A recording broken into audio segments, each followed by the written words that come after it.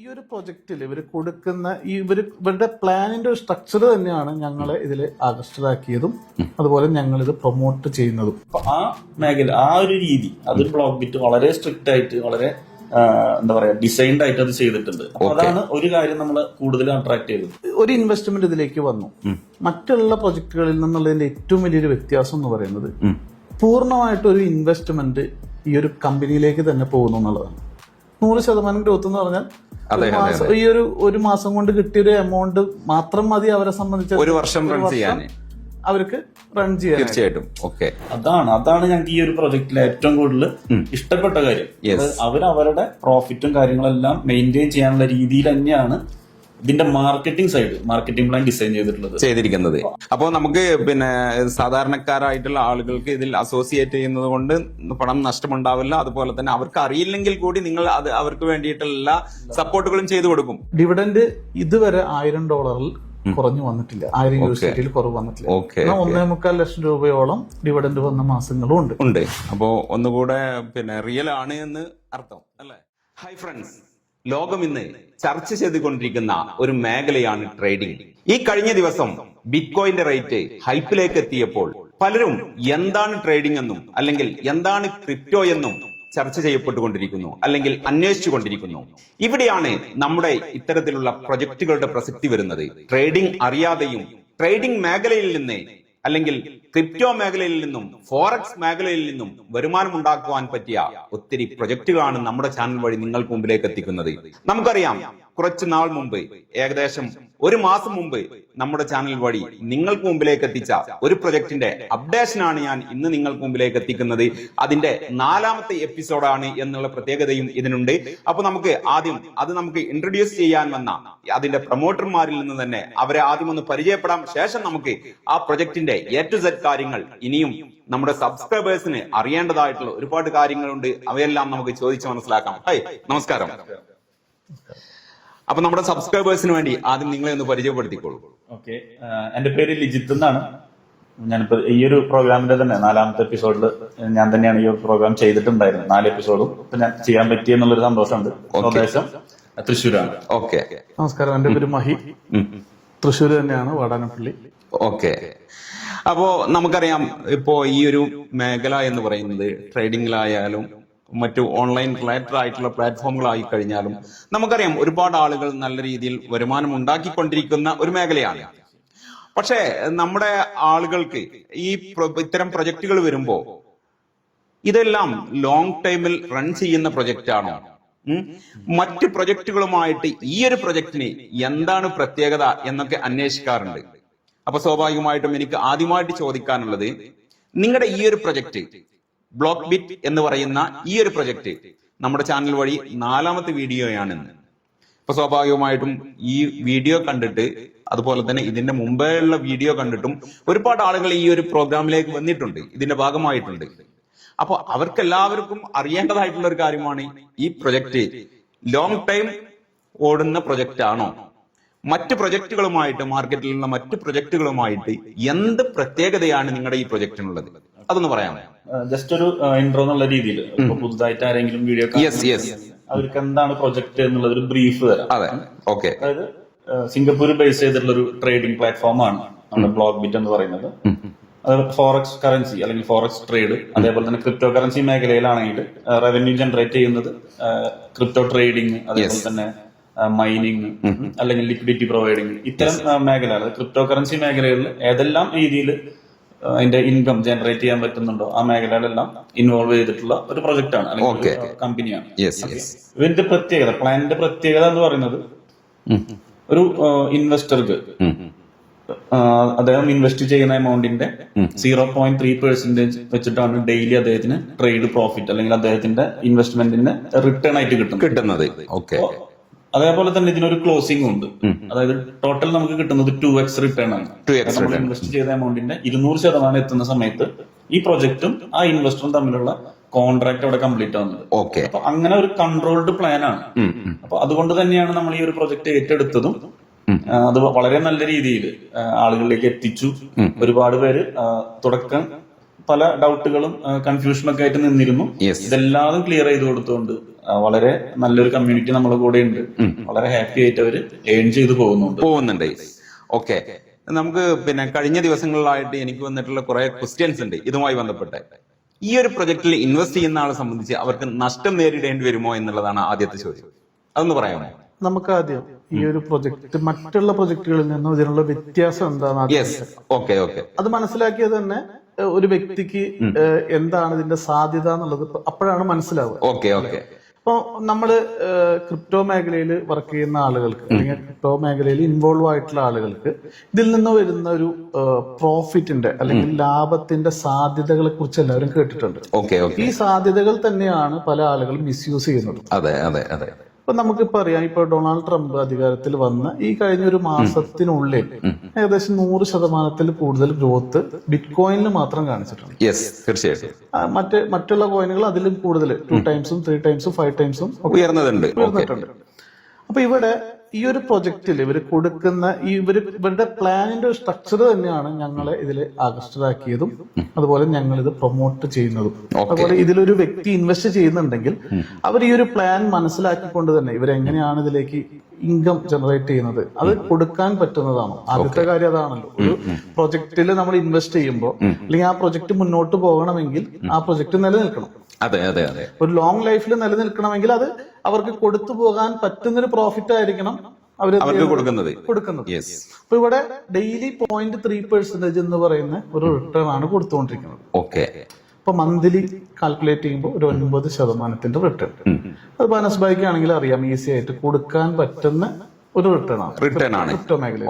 ഈ കഴിഞ്ഞ ഒരു മാസത്തെ ഗ്രോത്ത് തന്നെ നോക്കുകയാണെങ്കിൽ ഒരു വർഷം ഇപ്പൊ ഈ പ്രൊജക്റ്റിലുള്ള ആളുകളും ഇവര് ഇൻവെസ്റ്റ് ചെയ്തിട്ടുണ്ടെങ്കിൽ 100% ഗ്രോത്ത് എന്ന് പറഞ്ഞാൽ ഈ ഒരു മാസം കൊണ്ട് കിട്ടിയ ഒരു എമൗണ്ട് മാത്രം മതി അവരെ സംബന്ധിച്ച് ഒരു വർഷം അവർക്ക് റൺ ചെയ്യാൻ. തീർച്ചയായിട്ടും.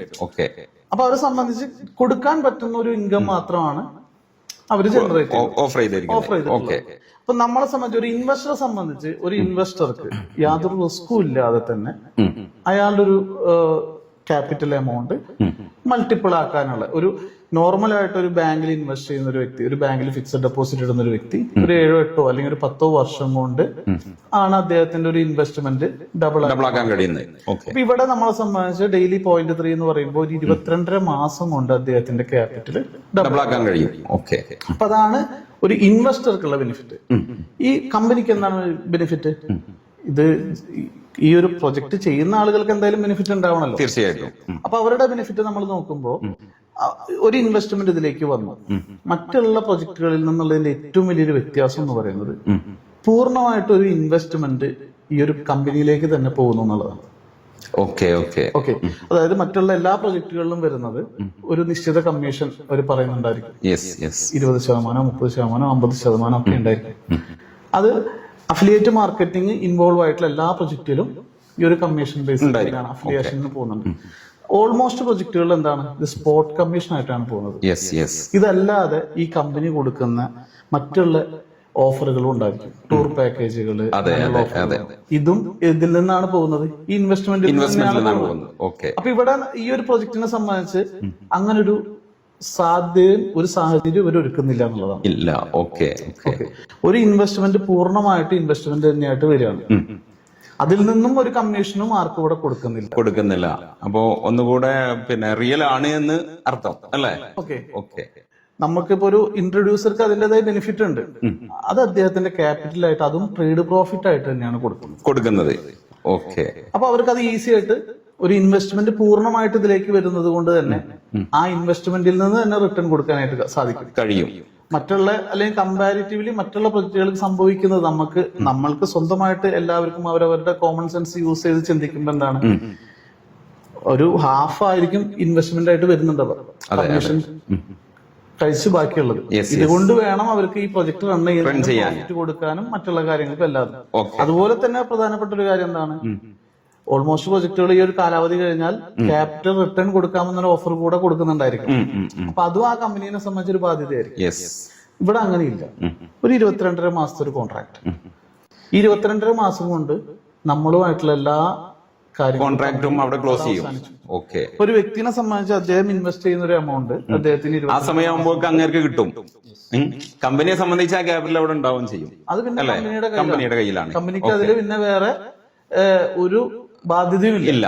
ഓക്കെ. അതായത് ഒരു യാതൊരു രീതിയിലുള്ള ബേർഡനും ഇല്ലാതെ കമ്പനി റൺ ചെയ്യാൻ പറ്റും എന്നുള്ളതാണ് കമ്പനിയുടെ ഭാഗത്തു നിന്നുള്ള ഒരു കോൺഫിഡൻസ് എന്ന് പറയുന്നത്. അപ്പൊ ഈ ഒരു ഇൻവെസ്റ്റർക്ക് എന്താണ്, ആ ഒരു കോൺഫിഡൻസിൽ തന്നെയാണ് ഇൻവെസ്റ്റർ ഇൻവെസ്റ്റ് ചെയ്യേണ്ടത്. അതുപോലെ തന്നെ ഇവർ ഇതിൽ കൊടുക്കുന്ന വേറൊരു ബെനിഫിറ്റ് ഒരു ഡിവിഡന്റ് പ്രൊവൈഡ്.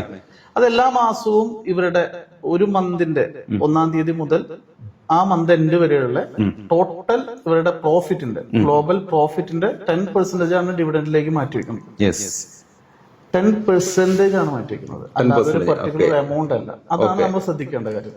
ടോട്ടൽ ബിസിനസിന്റെ ബിസിനസ്സിൽ നിന്ന് വരുന്ന ബിസിനസിന്റെ അല്ല, പ്രോഫിറ്റിന്റെ 10%. അപ്പൊ അതുകൊണ്ട് തന്നെ അവിടെയും 10%. ഒരു പർട്ടിക്കുലർ എമൗണ്ട് ആണെങ്കിൽ നമ്പർ ഓഫ് പേഴ്സൺസ് എലിജിബിൾ ആയി കഴിഞ്ഞാൽ അതും അവർക്കൊരു ബാധ്യതയാണ്. ഇവിടെ 1 കോടി രൂപ പ്രോഫിറ്റ് വന്നാലും 10 കോടി പ്രോഫിറ്റ് വന്നാലും 10% മാറ്റിവെക്കുന്നു. അപ്പൊ അതും അവർക്ക് കൊടുക്കാൻ പറ്റുന്ന ഒരു കാര്യമാണ്. അതും കാലാകാലം കൊടുക്കുന്നില്ല, ഓരോ മാസത്തെ ക്രൈറ്റീരിയക്ക് ആ മാസം തന്നെ കൊടുത്ത് അവസാനിപ്പിക്കുകയാണ്. അപ്പൊ അതുകൊണ്ട് അവർക്ക് എന്ത് ചെയ്യാൻ പറ്റും, ഈസി ആയിട്ട് ഇത് റൺ ചെയ്യാൻ പറ്റും. ഒരു കസ്റ്റമറെ സംബന്ധിച്ച് അദ്ദേഹത്തിന് എന്ത് ചെയ്യാൻ പറ്റും, ഈ ഒരു അവസരം ഉപയോഗിച്ചുകൊണ്ട് അദ്ദേഹത്തിന് നല്ലൊരു ഇൻകം ജനറേറ്റ് ചെയ്യാൻ പറ്റും. ഇതിലെങ്ങനെയാണ് മിനിമം ഇൻവെസ്റ്റ്മെന്റ് എത്ര എന്ന് പറയുന്നുണ്ടോ? മിനിമം ഇൻവെസ്റ്റ്മെന്റ് വരുന്നത് 100 USDT. മാക്സിമം നമ്മുടെ കപ്പാസിറ്റിക്ക് അനുസരിച്ച് എത്ര വേണമെങ്കിലും ചെയ്യാം. ഓക്കെ. അതുപോലെ തന്നെ വിഡ്രോവലുമായി ബന്ധപ്പെട്ട കാര്യങ്ങളോ? വിഡ്രോവലുമായിട്ട് ബന്ധപ്പെട്ടതാണെങ്കിൽ നമുക്ക് ഇവിടെ ഒരു ട്രാൻസാക്ഷന് 2 USDT എന്നുള്ളതാണ് ഫീസ് വരുന്നത്. ഓക്കെ. ഒരു 100 USDT വിഡ്രോ ചെയ്യുകയാണെങ്കിൽ നമുക്ക് 98 കിട്ടും. ഓക്കെ. 200 ആണ് വിഡ്രോ ചെയ്യണമെങ്കിൽ നമുക്ക് 190 കിട്ടും. അത് എത്ര എമൗണ്ട് ആയി കഴിഞ്ഞാൽ പ്രശ്നമില്ല, 2 USDT എന്നുള്ള ലിമിറ്റ് ചെയ്തിട്ടുണ്ട്. ഓക്കെ. പിന്നെ എനിക്ക് അറിയേണ്ട പ്രധാനപ്പെട്ട ഒരു കാര്യം എന്ന് പറയുന്നത്, ഇപ്പോ നമുക്കറിയാം ഇന്ത്യയിൽ ക്രിപ്റ്റോ കറൻസിയുമായി ബന്ധപ്പെട്ട ലീഗൽ വശം, ക്രിപ്റ്റോ കറൻസി എത്രമാത്രം ഇവിടെ അലൗഡ് ആണ് എന്നുള്ള പല അഭിപ്രായങ്ങളുമുണ്ട്. നിങ്ങളുടെ ഒരു അഭിപ്രായത്തിൽ, നിങ്ങളെ ഒരുപാട് വർഷങ്ങളായിട്ട് ക്രിപ്റ്റോ മേഖലയിൽ, ഫോറക്സ് മേഖലയിൽ അല്ലെങ്കിൽ ട്രേഡിംഗ് മേഖലയിൽ എക്സ്പേർട്ടുകളായിട്ടുള്ള ആളുകളാണ് നിങ്ങൾ. ഇന്ത്യയിൽ ഇത്തരം പ്രൊജക്ടുകളെ നമുക്ക് ലീഗലി അലൗഡ് ആണോ, അല്ലെങ്കിൽ ഇതിന്റെ ഒരു മൊത്തത്തിലുള്ള ഒരു കാര്യങ്ങളൊന്ന് പറയാമോ? ഇവിടെ ഇപ്പൊ നമ്മൾക്ക് കിട്ടിയിട്ടുള്ള ഒരു അറിവ് വെച്ചിട്ട്, അല്ലെങ്കിൽ നമ്മൾ ഇത്രയും വർഷത്തെ എക്സ്പീരിയൻസ് വെച്ചിട്ട് നമുക്ക് പറയാൻ പറ്റുന്ന ഒരു കാര്യം എന്ന് പറയുന്നത്, ക്രിപ്റ്റോ കറൻസിക്ക് സെപ്പറേറ്റ് ആയിട്ട് അല്ലെങ്കിൽ അതിനൊരു സ്പെസിഫിക് ആയിട്ടുള്ള ഒരു റെഗുലേഷൻ വന്നിട്ടില്ല എന്ന് മാത്രമേ ഉള്ളൂ.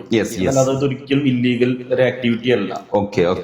ഒരു പർട്ടിക്കുലർ റെഗുലേഷൻ, ഓക്കെ, ഇത്രത്തോളം ഇൻവെസ്റ്റ്മെന്റ് അല്ലെങ്കിൽ ഇങ്ങനെ പ്രോഫിറ്റ് വന്നു കഴിഞ്ഞാൽ എങ്ങനെയാണ് അതിന്റെ ടാക്സ് റേഷ്യോ കാര്യങ്ങൾ ഒഫീഷ്യലി ഒരു റെഗുലേഷൻ ആയിട്ട് വന്നിട്ടില്ല. എന്നിരുന്നാൽ പോലും അത് ഗവൺമെന്റ് സൈഡിൽ നിന്ന് തന്നെ ഒഫീഷ്യലി റെഗുലേറ്റ് ചെയ്തിട്ടില്ല എന്നവർ പറയുമ്പോഴും അതൊരിക്കലും ഇല്ലീഗൽ അല്ല എന്നുള്ളത് നമുക്ക് ഉറപ്പാണ്, യൂസ് ചെയ്യാനായിട്ട് സാധിക്കുന്നത്, പറ്റുന്നുണ്ട്. അപ്പൊ ഇതുപോലത്തെ പ്രൊജക്ടുകൾ നമുക്ക് ഇവിടെ മുമ്പോട്ട് പോകുന്നതിന് ബുദ്ധിമുട്ടില്ല. തീർച്ചയായിട്ടും മറ്റൊരു സാധ്യത നമുക്ക് ഇപ്പൊ പറയുകയാണെങ്കിൽ, ഇപ്പൊ വേൾഡിൽ നടക്കുന്ന കാര്യങ്ങൾ നമുക്ക് അമേരിക്കയില് ഇപ്പൊ നമ്മൾ വീണ്ടും അതിലേക്ക് ഡൊണാൾഡ് ട്രംപ് വന്നു. അദ്ദേഹം പറയുന്നത് എന്താണ്, ക്രിപ്റ്റോയുടെ ഹബ്ബായിട്ട് അമേരിക്കനെ മാറ്റും.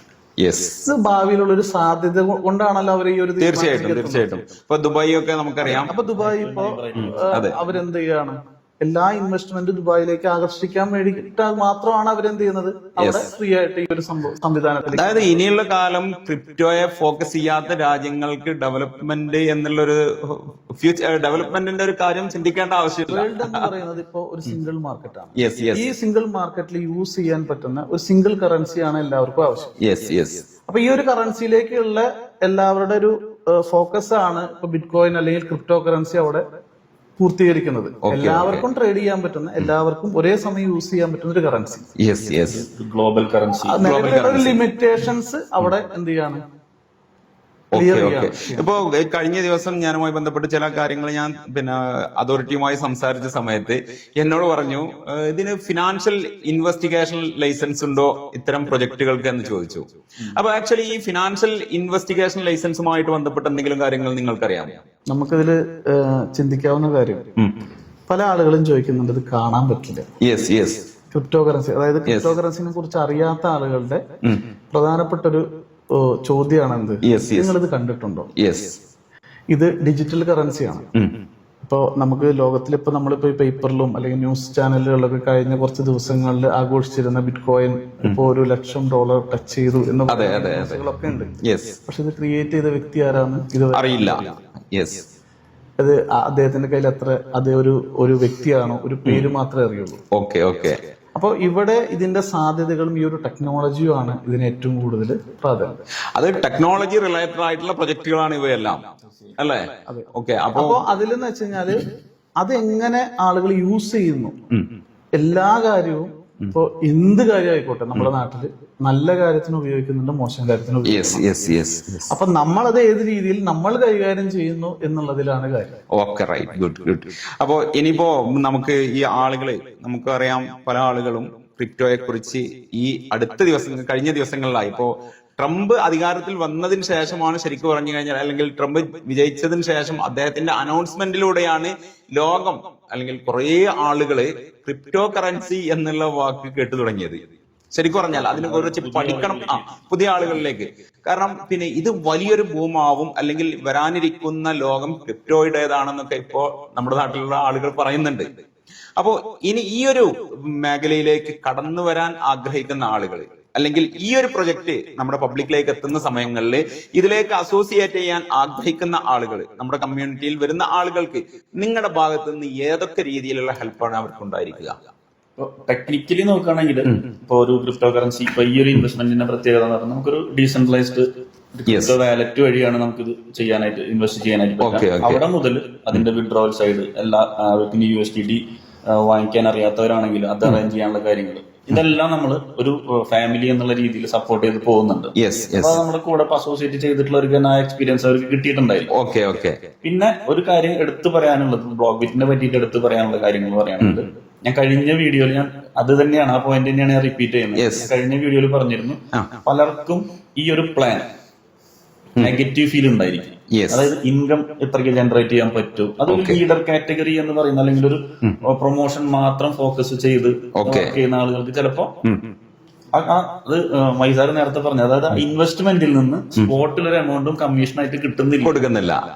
ചിലർക്ക് നെഗറ്റീവാണ്. പക്ഷെ ഒരു അഫിലിയേറ്റ് മാർക്കറ്റിംഗ് എന്നുള്ള ഒരു ബിസിനസ് കൺസെപ്റ്റിനെ വെച്ചിട്ട് നോക്കുകയാണെങ്കിൽ അത് നല്ലതാണ്. ഒരിക്കലും ഒരാൾ ഇൻവെസ്റ്റ് ചെയ്തു ആ എമൗണ്ടിൽ നിന്ന് എടുത്ത് കമ്മീഷൻ കൊടുക്കുന്ന രീതിയല്ല ട്രേഡ് ആണെങ്കിലും അഫിലിയേറ്റ് മാർക്കറ്റിംഗ് എന്ന് പറയുന്നത്. അതെ അതെ അതെ. അപ്പൊ ആ മേഖല, ആ ഒരു രീതി, അത് ബ്ലോക്ക്ബിറ്റ് വളരെ സ്ട്രിക്റ്റ് ആയിട്ട്, വളരെ എന്താ പറയാ ഡിസൈൻഡ് ആയിട്ട് അത് ചെയ്തിട്ടുണ്ട്. അപ്പൊ അതാണ് ഒരു കാര്യം നമ്മളെ കൂടുതൽ അട്രാക്ട് ചെയ്തത്. പിന്നെ പറഞ്ഞു ഡിവിഡന്റിന്റെ കാര്യം, അതായത് ഇൻവെസ്റ്റ്മെന്റിൽ നിന്നല്ല ഡിവിഡന്റ് കൊടുക്കുന്നില്ല, കാര്യങ്ങളില്ല, എല്ലാം ബിസിനസ്സിൽ നിന്ന് കിട്ടുന്ന ബെനിഫിറ്റിൽ നിന്നാണ് ഇതെല്ലാം കൊടുക്കുന്നത്. ഇപ്പൊ ഞാനാണെങ്കിലും ഇപ്പൊ മൈസാറാണെങ്കിൽ നേരത്തെ പറഞ്ഞ കാര്യം, അതായത് ഇപ്പൊ നമ്മളാണ് ഒരു സ്ഥാപനം നടത്തുന്നതെങ്കിൽ ആ സ്ഥാപനത്തിന് അതിന്റെ ഇൻവെസ്റ്റേഴ്സിന് പ്രോഫിറ്റ് കൊടുത്ത് അതിൻ്റെതായ എല്ലാ മാസം വരുന്ന എക്സ്പെൻസുകൾ മീറ്റ് ചെയ്ത് ഒരു നെറ്റ് പ്രോഫിറ്റ് മാറ്റിവെക്കാൻ പറ്റിയാൽ തന്നെയാണ് ആ സ്ഥാപനം മുന്നോട്ട് കൊണ്ടുപോകാനായിട്ട് സാധിക്കും. അതേപോലെ അതാണ് ഞങ്ങൾക്ക് ഈ ഒരു പ്രൊജക്റ്റിൽ ഏറ്റവും കൂടുതൽ ഇഷ്ടപ്പെട്ട കാര്യം. അവരവരുടെ പ്രോഫിറ്റും കാര്യങ്ങളെല്ലാം മെയിൻറ്റെയിൻ ചെയ്യാനുള്ള രീതിയിൽ തന്നെയാണ് ഇതിന്റെ marketing side, marketing plan design ചെയ്തിരിക്കുന്നത്. അവർക്ക് സ്റ്റെബിലിറ്റി വേണം. ആ സ്റ്റെബിലിറ്റി ഉണ്ടെങ്കിലാണ് ഈ ഒരു പ്രൊജക്ട് മുന്നോട്ട് കൊണ്ടുപോകാനായിട്ട് പറ്റുള്ളൂ. വളരെ വ്യക്തമായിട്ട് ചെയ്തിട്ടുണ്ട്. അപ്പോൾ നമുക്ക് പിന്നെ സാധാരണക്കാരായിട്ടുള്ള ആളുകൾക്ക് ഇതിൽ അസോസിയേറ്റ് ചെയ്യുന്നത് കൊണ്ട് പണം നഷ്ടമുണ്ടാവില്ല. അതുപോലെ തന്നെ അവർക്ക് അറിയില്ലെങ്കിൽ കൂടി നിങ്ങൾ അത് അവർക്ക് വേണ്ടിയിട്ടുള്ള സപ്പോർട്ടുകളും ചെയ്തു കൊടുക്കും അല്ലേ?